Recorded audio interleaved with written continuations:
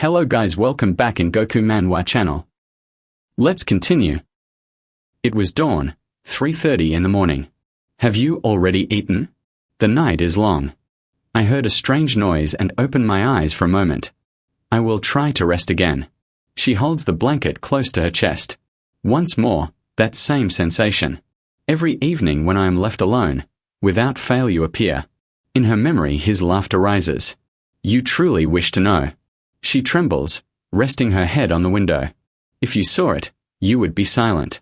She curls into herself, hugging the blanket.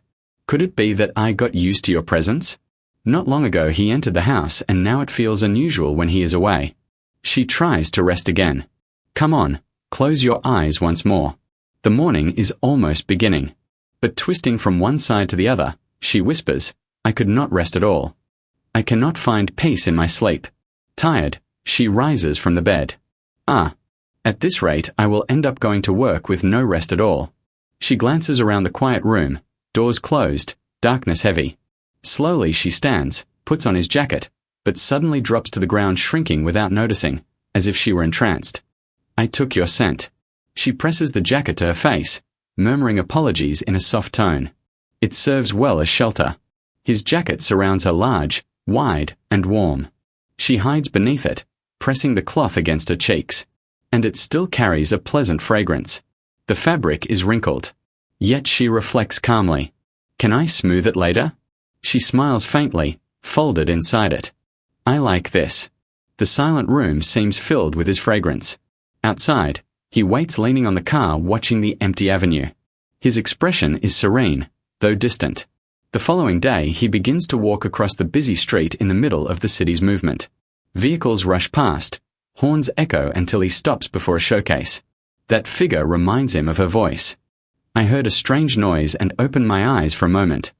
I will try to rest again. He lifts his hand, touching the glass before the figure, and a discreet smile appears on his lips. The scene shifts. We see a boy saying, he was not close to me, but always treated my friends kindly, and beneath that rough look he was still a generous soul. Teo carried himself with charm, with patience, every part of him magnetic, but what I liked the most was his silence that felt almost sacred, and with those eyes, like they could pierce through the night, he knew how to unsettle someone. How should I explain? He was distant, maybe.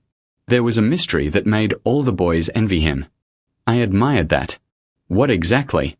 You know, fearless. I only wanted to call him once more. When I did, he lowered his gaze as if hiding something.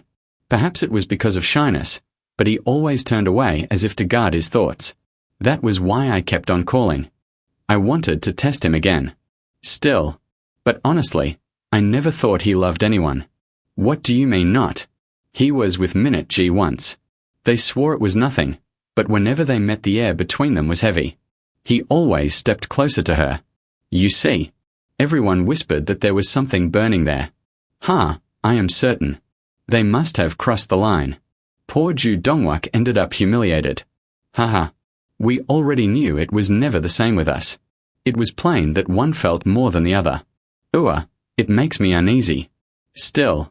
He lights a cigarette and exhales the smoke slowly. Go and search for that Minute G or whatever her name was. If I hear one more tale about that fool, I will start believing he was untouchable. Yes, understood. He smirks with an ironic tilt. My dear brother. Damn, is it that nothing works up there? How can it be that at your age you have never built anything of your own? Wouldn't it be a miracle to count victories on one hand? Silence. Then laughter echoes. He takes a deep drag from the cigarette, looking sideways. Impossible. The truth cannot be hidden. The scene shifts. Heavy rain strikes the pavement. A woman walks beneath her umbrella. He is the president's son, the one who brought a hidden fortune home while still in power. Another thought surfaces, imagining the kind of partner at his level he must be dealing with. I feel curious. Later, a folded note lands on the desk. And what is this? My demand. They call Jay. Can you read? Show me. This young master truly thinks I burned candles for light because of poverty. He watches with patience. He studies intently. Like this is how it's done. Did you see? He sits on the sofa focused, arranging the pieces of a puzzle with deliberate care. The scene feels odd, almost displaced. A moment full of dissonance. Jay stares confused. With that expression, anyone might think he is plotting a robbery. And there he sits with the same face as the president painting symbols on a wooden board. Am I watching some strange play or what? Outside, the rain erased the lights of the city. Will you keep wearing that mask? He said it suited me. No, that is exactly the issue. It fits too well. Later, walking side by side through a narrow street, the voice echoes, and when we move together, our rhythm multiplies. Don't you think? If people had a little more sense, we would already be caught. The other only laughs. Back in the room, he continues watching the edge of the blade cut the board. That irritates. You have good instinct. I have survived only on my intuition. Among scattered pieces and broken nails, they remark, you will not find her. Hailey told me not to go for a while. She seems busy. He always performed that act well. He would say, I understand. And then follow her like a shadow. He keeps carving, thoughtful. I still see clearly how you panicked around her. Since when do you surrender so easily? His gaze softens. Almost a whisper. You should learn to resist. I swore it. He recalled the vow once spoken. If something ever happened, you would come and find me. The idea was simple. If Hilly needed TEO, he would vanish without hesitation. But at the same time there was another vow, the one that it would not be only TEO who carried the choice. She would carry hers as well. That was why I placed trust in Hailey. For a few seconds, silence filled the chamber, but it was broken by a snap and the rumble of thunder. Jay remained motionless until the storm began to lash the ground. His mind echoed with a bitter question. Is there anything more fragile than trusting the promise of someone? The fact of having spoken about it amid the smoke, flowers, and shattered glass, the image of Jay appeared uncertain. If I think carefully, those words should have been spoken now. The face of TEO seemed unfamiliar. The first heir did not stir. From the side of the ruling family, everything looked strangely composed. Strangely hushed. He watched the storm through the window and admitted to himself, for me. It might be a gift, but I cannot be certain.